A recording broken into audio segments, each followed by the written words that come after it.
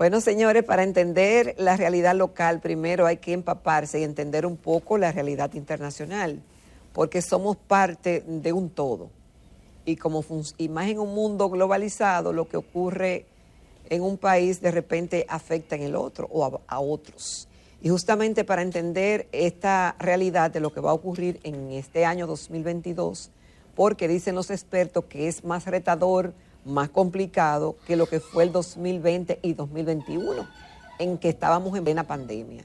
Hay que conocer esto porque cada día nos dicen que el precio de los alimentos se debe a factores internacionales, el tema de los combustibles se debe a factores internacionales. Entonces, conocer esa realidad geopolítica en manos de un experto es un verdadero privilegio. Así que les damos la bienvenida al licenciado Iván Gatón, que es justamente experto en estos temas internacionales. Bienvenido, Iván. Mucho gusto. Un placer, muy buenos días.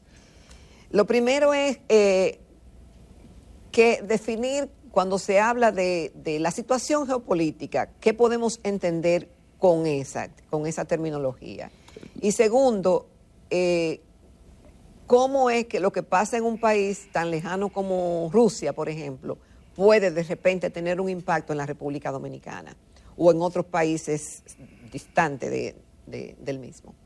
Sí, lo que sé es que la geopolítica de inmediato es esa relación que tienen las potencias o los estados con el espacio geográfico. Y sucede que todo lo determina la geografía. Todo lo determina la geografía. Tiene un determinismo fundamental. Por ejemplo, ¿por qué Japón tuvo que hacerse con los espacios de China, de Corea? Porque la geografía japonesa no les permite tener una buena cantidad de tierras cultivables. Y si usted no tiene tierras cultivables, usted tiene que buscar comida para su población. Entonces, ¿por qué la enemistad de Japón con todos sus vecinos, excepto Taiwán? Porque necesitaba lo que en geopolítica se llama Lebensraum o espacio vital.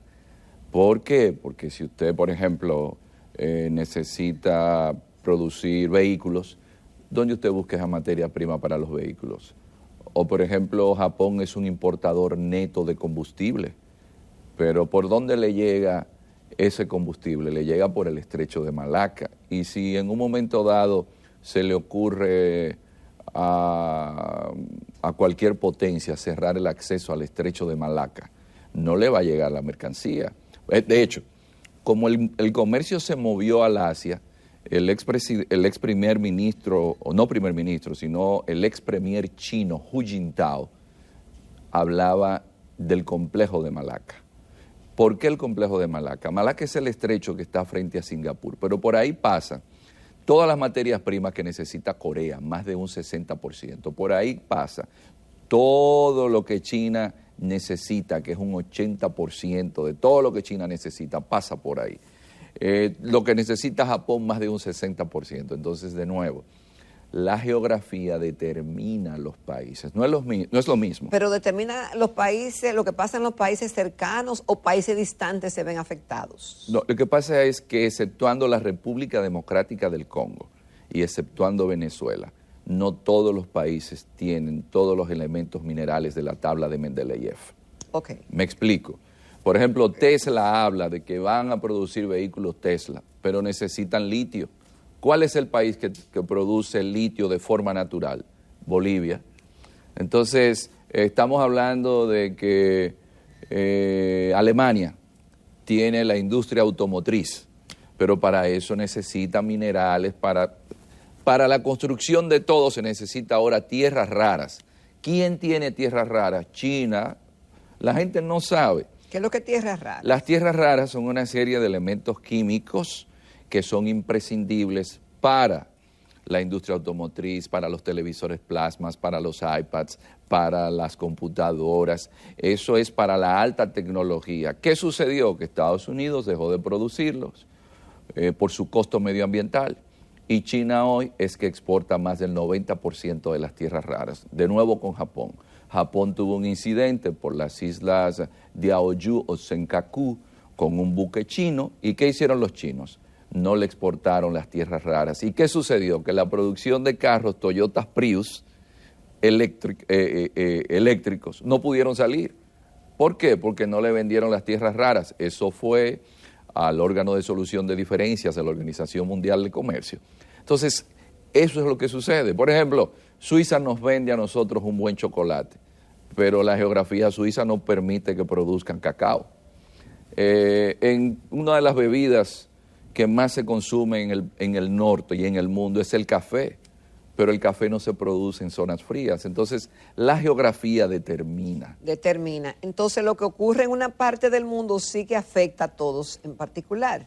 Sobre quizá todo, uno más que a otro. Sobre todo, a partir de que se inicia un proceso, que es lo que estamos viviendo y por eso es que hay tantas incertidumbres.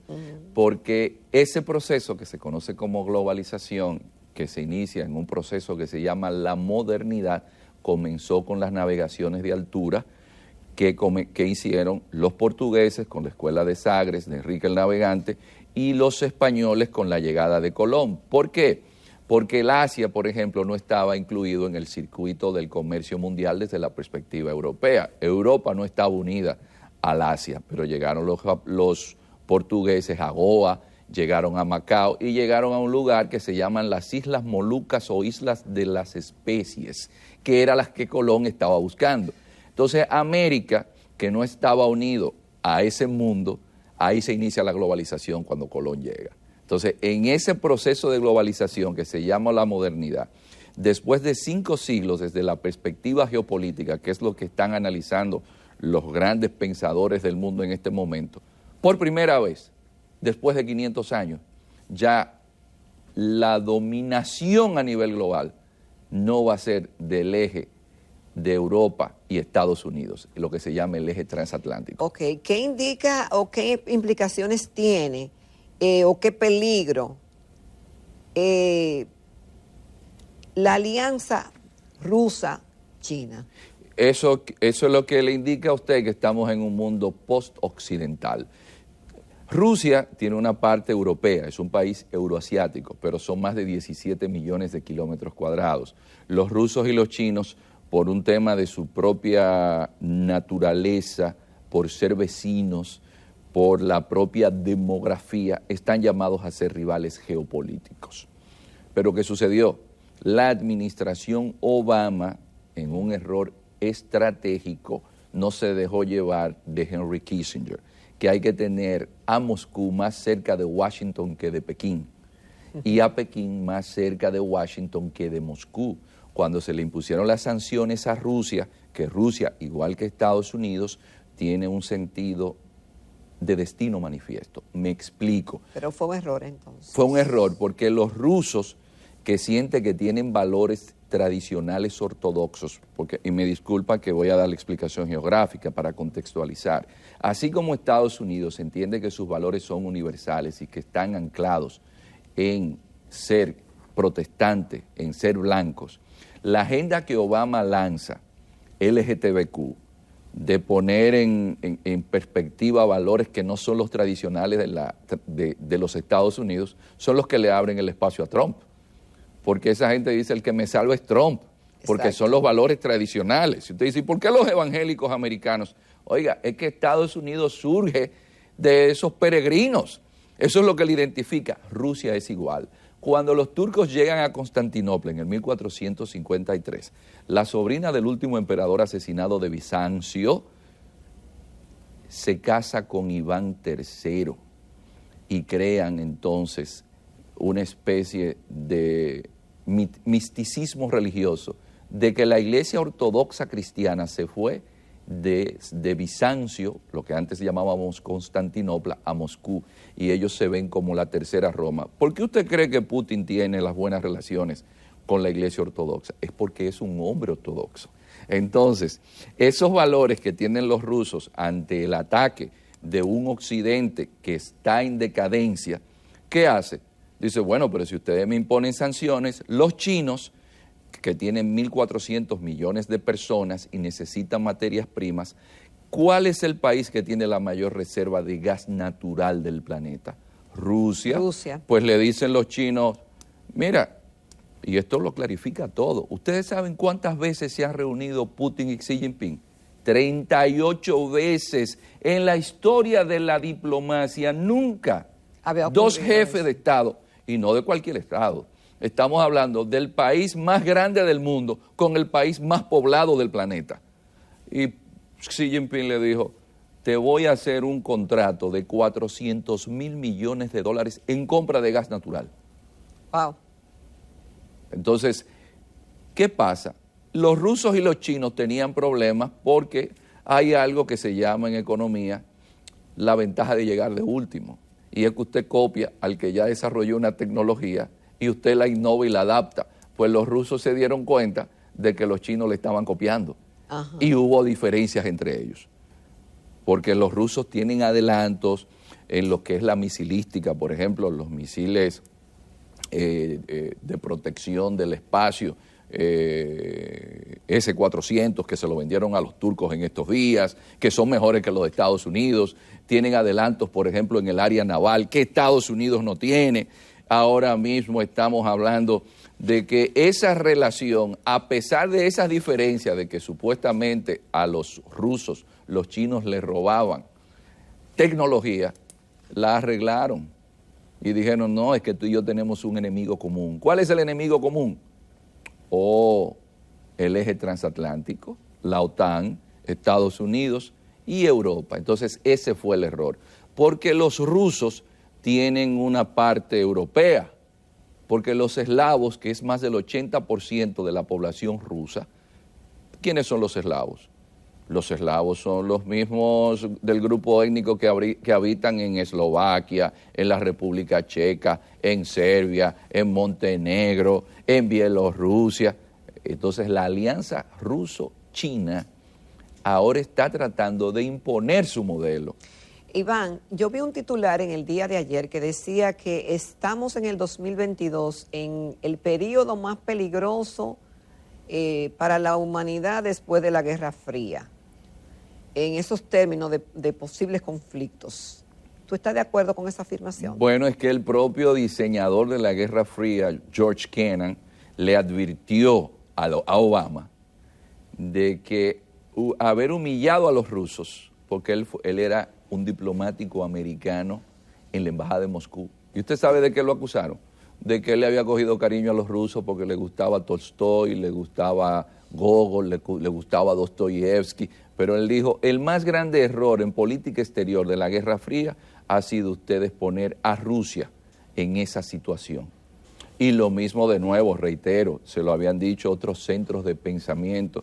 ¿Qué pasa? En la perspectiva clásica del estudio de la geopolítica, el gran historiador clásico griego,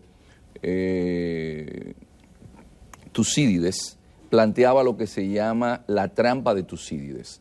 Y es que cuando hay una potencia emergente y otra que está en declive, que es el caso de Estados Unidos, que evidentemente económicamente está en declive, militarmente no. Estados Unidos tiene, y nunca lo olviden, casi 700 bases militares alrededor del planeta. Entonces, y muchísimos misiles apuntando para todos lados. Estados Unidos se encuentra en lo que se llama la trampa de Tucídides con China. ¿Qué pasa? Que hay estudios que se han hecho cuando una potencia va en emergencia y otra en declive, y de 16, 14 han terminado en guerra. Porque no es fácil usted ceder su espacio de manera gratuita.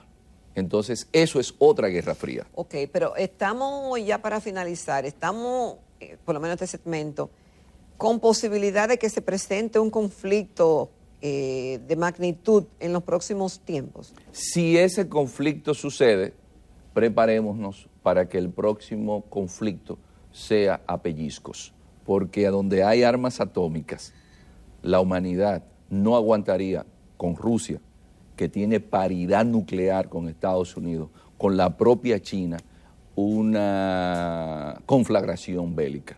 Además, el propio sistema de la globalización, que es un pensamiento geopolítico también de un geopolitólogo llamado Immanuel Wallerstein, decía que la única forma de detener a las potencias que por naturaleza son expansionistas y que no tienen ni amigos ni enemigos, sino intereses eternos, es hacerlos interdependientes económicamente, que es el caso que sucede con China y Estados Unidos.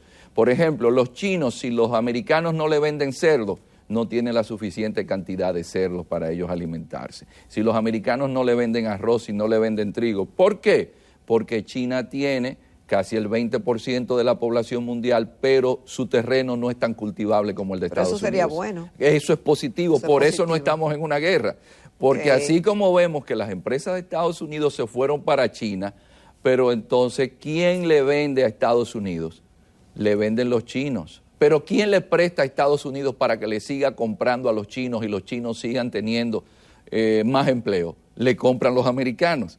Entonces, esa interdependencia que lo pensó Wallerstein, decía, es que la humanidad, la gente donde se fija es en los intereses. Entonces, si las potencias tienen intereses comunes en temas económicos, eso puede reducir los niveles de enfrentamiento. Bueno, una buena conclusión en esta primera parte. Vamos a una pausa con tu permiso, Iván, y el de los televidentes, y en breve retornamos con esta conversación. Continuamos en el programa esta mañana conversando con el licenciado Iván Antón, experto en temas internacionales. Los titulares del mundo, el tema de Ucrania y Rusia. ¿Puede Rusia invadir a Ucrania? La va a invadir en el caso de que eventualmente exista una ampliación de la OTAN, lo cual yo no creo que vaya a suceder. No creo que vaya a suceder. ¿Pero es un peligro la presencia de la OTAN en Ucrania? Para los rusos sí, porque hubo... Para los rusos. Porque los rusos... Sucede que hay una teoría geopolítica. Señores, la geopolítica volvió. Acostumbrémonos a este término. Sucede que hay una teoría geopolítica que dice que el que domina la región cardial o la zona central de lo que se llama la isla mundo, Eurasia, domina el planeta. Entonces... ¿Cómo es la cosa? Hay que repetir eso. Eso lo dijo Halford John Mackinder. El que domina el Heartland o la región cardial domina la isla mundo. El que domina la isla mundo domina el planeta. Entonces, ¿cuál es el Rimland? Es decir, la zona que cerca, eso es otra teoría de otro señor llamado Spikeman. Lo que pasa es que el tema geopolítico solamente se daba en el ámbito militar. Los civiles ahora es que escuchan hablar de geopolítica. Okay. Entonces, cuando usted tiene a Ucrania, que está al lado de Rusia, usted dirá, bueno, pero es que Estonia, Letonia y Lituania entraron a la OTAN en la ampliación que se hizo, pero la propia Margaret Thatcher no estuvo de acuerdo. Helmut Kohl, que le había prometido a un aliado de Estados Unidos en ese momento, que era Boris Yeltsin, cuando colapsa la Unión de Repúblicas Socialistas Soviéticas, también quería mantener distancia, pero ampliaron la OTAN. Pero Ucrania no. Para ellos lo de Ucrania es que Ucrania, por ejemplo, la zona que está en guerra, la zona del Donbass, es decir, Donetsk y Lugansk, la mayoría de la población es rusa. Por ejemplo, la gente se le pasa por alto que Yuri Gogorsky fue el creador de Moscú. Es decir, el héroe mítico ruso contra los teutones es Alexander Nevsky. ¿Y usted sabe, Jacqueline, de dónde era? De Ucrania. La Rusia que los eslavos y los varegos crean con el clan de Rus, ¿usted sabe dónde nace? En Kiev y en Novgorod. La vinculación de Ucrania con Rusia histórica es muy fuerte. Por eso cuando se da la Segunda Guerra Mundial, y aquí viene lo que usted dice de los medios de comunicación, uno que a veces los monitorea, usted ve que Zelensky, el presidente de Ucrania, y el primer ministro ucraniano dicen, no, la guerra no es inminente, nosotros nos estamos preparando, pero no creemos que es inminente. Los rusos dicen, pero nosotros no estamos en invadir, pero todos los medios de comunicación sí hablan de guerra. ¿Pero qué sucede con la guerra? Nosotros porque no hemos tenido guerra. Ustedes saben que los ucranianos, cuando los alemanes entraron, le mataron 6 millones de personas. 6 millones. En los años 40. Iván, y a propósito de Alemania, que es el país más poderoso de Europa y que recibe gas de Rusia, ¿cuál es su papel? Pero si fuera Alemania no fuera nada, todo el mundo por ahí recibe gas de Rusia. El 50% de todo el gas que llega ahí a Europa, ¿llega de dónde? de Rusia, pero hay un gasoducto que pasa por Ucrania, que ahora Ucrania deja de recibir más de 2.000 millones de dólares porque el gas no pasa por ahí, porque los rusos hicieron un gasoducto para Alemania, que el 60% de la industria alemana, que es la locomotora de la Unión Europea, y que el representante de esa empresa que creó el Nord Stream 1, que es un gasoducto que pasa por el Báltico, era el ex canciller alemán Gerhard Schröder.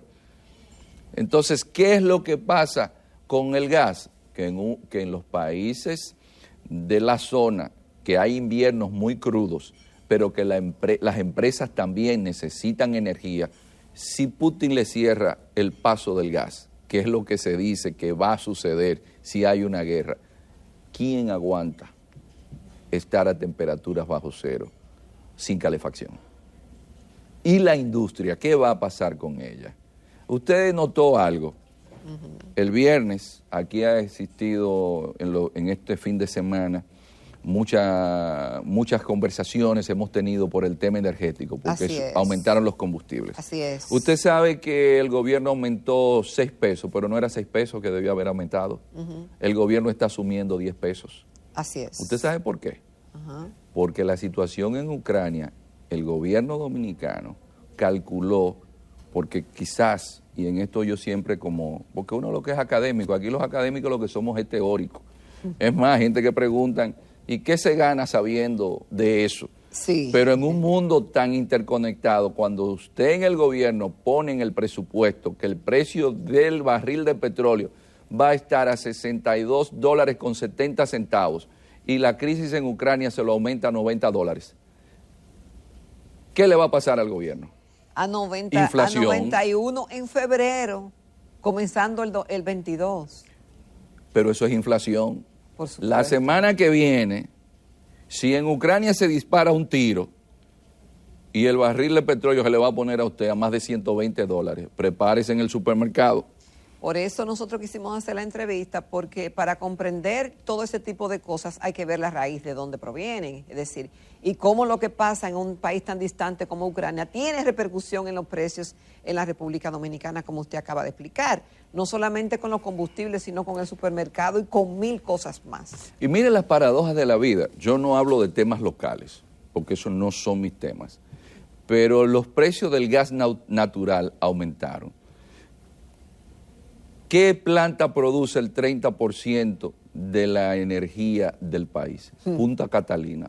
Punta Catalina es a carbón. Si hubiese sido a gas natural, hubiesen tenido que aumentar también los costos por Punta Catalina.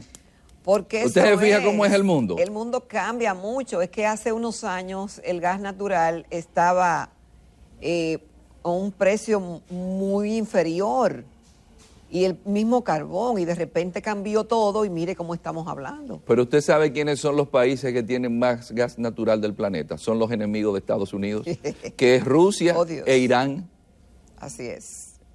Y la famosa economía de la seda para China no constituye un equilibrio para que no se desate la guerra. Bueno, la ruta de la seda, los chinos son muy pragmáticos, como se dice ahora.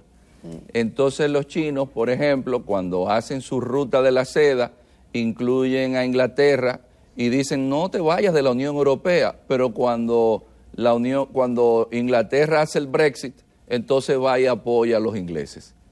Y ahora ustedes van a ver con la ruta de la seda, que la ruta de la seda no es solamente que están llegando los productos diarios en tren a Madrid, a Duisburgo en Alemania, que están llegando a Inglaterra. No. Es que el presidente de Argentina, después de una negociación muy fuerte con el Fondo Monetario Internacional, ¿ustedes saben a dónde se fue? A Moscú. Y de Moscú a China. Y anuncia que Argentina ingresa a la ruta de la seda y que China le va a facilitar 27 mil millones de dólares. ¿Qué quiere decir esto? Lo que dijo su amigo, el camarada Mao. El mundo está en caos, para China es excelente. Oh, Dios mío. En un mundo en caos, con la paciencia y la resiliencia china, mientras en Occidente estamos discutiendo sobre gente que está en la farándula y nuestros hijos pasan el día frente a una pantalla de un teléfono sin aprender ciencias, matemáticas. Se hace un concurso en Estados Unidos, una olimpiada sobre matemáticas, y el equipo chino perdió de Estados Unidos, pero cuando toman la foto, los representantes de Estados Unidos todos eran de rostros chinos, porque eso fue algo que lo planificó Deng Xiaoping hace más de 40 años. Llenaron todas las universidades, ligas hiedras y del mundo de chinos, financiados, y le dijeron a Deng Xiaoping, pero mire, esa gente se va a quedar, y él dijo, algunos regresarán. Mientras en Occidente estamos pendientes a una agenda hedonista, narcisista, sí, esta gente tiene un proyecto muy vinculado a un eje fundamental que nosotros hemos perdido, la familia. No es defensa del mundo chino, es el mundo musulmán, el propio mundo chino, tienen unas bases donde los muchachos tienen que destacarse en los estudios. Nosotros no. Estamos perdiendo la familia por estos benditos juegos. Y estos muchachos, y pregúntele a Obama no dejaba que sus hijas vieran televisión, porque él sabe que el desarrollo neurocerebral de un muchacho no se va a dar metido en una pantalla. Los dueños de Google, de Yahoo, en Silicon Valley, a los niños de los dueños de esas empresas no les permiten que utilicen teléfonos inteligentes, pero los hijos de nosotros no leen. Es más, le voy a dar un dato que a mí me da pena. Nuestra historia es reciente, sin embargo, Duarte, hasta el día que conmemoramos su natalicio, porque los pueblos necesitan esos referentes, ya Duarte, el día de él, se pasa como algo intrascendente. Exacto, ni se menciona. Ni se menciona, porque ahora hay que conectarlo con la perspectiva comercial. Entonces, esos pueblos, que ahí viene la gran transición geopolítica, no es solamente el cambio económico, la gente está equivocada, es de cultura, es de una geocultura distinta a la de Occidente. Yo estoy imponiendo mis valores. Señores, aquí estamos hablando del Año Nuevo Chino, antes nadie hablaba de eso. ¿Y cuántos años o siglos tienen los chinos ininterrumpidos como civilización? Kissinger, en un trabajo que le dedica a la República Dominicana, que se titula China, porque lo escribió en la casa de Óscar de la Renta en Punta Cana, dice Kissinger que lo que ha hecho a China grande, porque la gente cree que China es potencia ahora, China fue la principal potencia del planeta hasta el siglo XIX, económica y tecnológicamente hablando. Angus Madison prueba cómo cuando llegan los ingleses, China era más del 30% del Producto Interno Bruto del planeta. Iván, ese giro que dio la República Dominicana de romper las relaciones con Taiwán y establecer relaciones diplomáticas con China, dada la realidad del mundo, ¿fue inteligente en ese sentido? Yo entiendo que quizás las formas. No fueron la mejor. Las formas. Y se lo dice a alguien que conoce muy bien a Taiwán. Y dicen que la ingratitud embota la virtud. Y yo creo que es evidente que Taiwán siempre fue un pueblo solidario con nosotros. Sí. Entonces, quizás uno porque está muy influenciado de Miguel de Cervantes en El Quijote, donde le decía, Sancho, recuerda que la ingratitud embota la virtud. Sabemos que hay una realidad geopolítica a nivel global. Usted no puede desconocer al país con mayor población del planeta y que es la locomotora de la economía del mundo. Eso es un desatino, pero en la vida todo tiene sus formas. Y no, la forma fue lo que se... Yo creo que fue la Ahora, forma. Iván, no quiero terminar el programa sin preguntarte. El hecho de que Estados Unidos, tú dices que sigue siendo una potencia, por ejemplo, por el militar, vamos a decir, que no ha perdido esa fuerza. Militar y sus centros académicos. Y sus centros académicos, pero que China, Rusia representan un poder. El tema de que Estados Unidos se debilite en algunas áreas, ¿afecta a la República Dominicana? Nos afecta en todo, es más. Uno que siempre hace este tipo de críticas, lo hace advirtiendo a un Estados Unidos que perdió las perspectivas de que nosotros, los valores que tenemos como referentes, son los de ellos. Pero a mí no me gustaría que el referente de mi hija sea Kim Kardashian. Aunque se gane $750,000 en cada post que pone en Instagram. A mí no me gustaría que el referente de los hijos míos sea lo de esa juventud disoluta de Estados Unidos. Entonces, Estados Unidos perdió de vista, y en eso Obama es muy culpable, el tema de los valores. Ninguna sociedad con valores claros, éticos, definidos, puede llegar lejos. Entonces, en Estados Unidos, el tema educativo, señores, yo quiero que ustedes vean el informe PISA con relación a la educación en Estados Unidos. Hubo unos descuidos fundamentales. Por ejemplo, un hombre como Obama no integró a los afroamericanos en la sociedad estadounidense. Lo que se dedicó fue a otra cosa. Es más, Obama ahora se ha metido a negociantes, a empresarios en Netflix.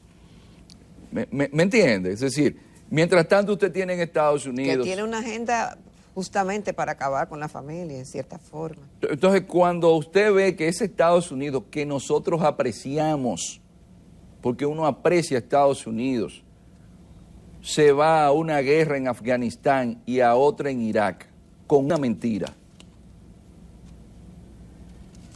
violando el derecho internacional. Ahí viene el tema de Crimea.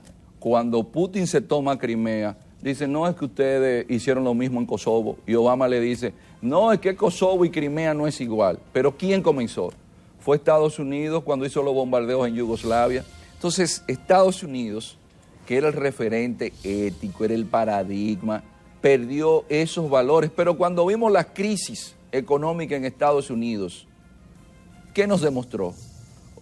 Que el pobre ciudadano americano, como dijo Obama, se estaba cargando los errores del sector financiero.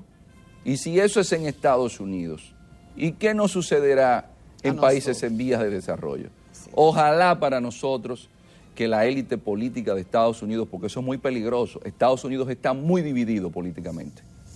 Cuando usted ve que es Trump quien sirve de balance, y en los demócratas, todavía los demócratas no se ponen de acuerdo.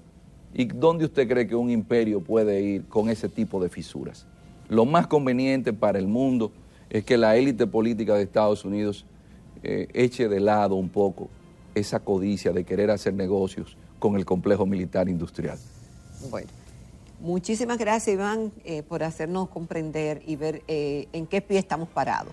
Desconocer lo que pasa en otras naciones no es lo más recomendable, no es sano y nos da una perspectiva completamente disociada de lo que es la realidad. La realidad es verlo todo. Muchas gracias por ayudarnos a entender eso y la importancia para la República Dominicana y para el mundo. Señores, vamos a una...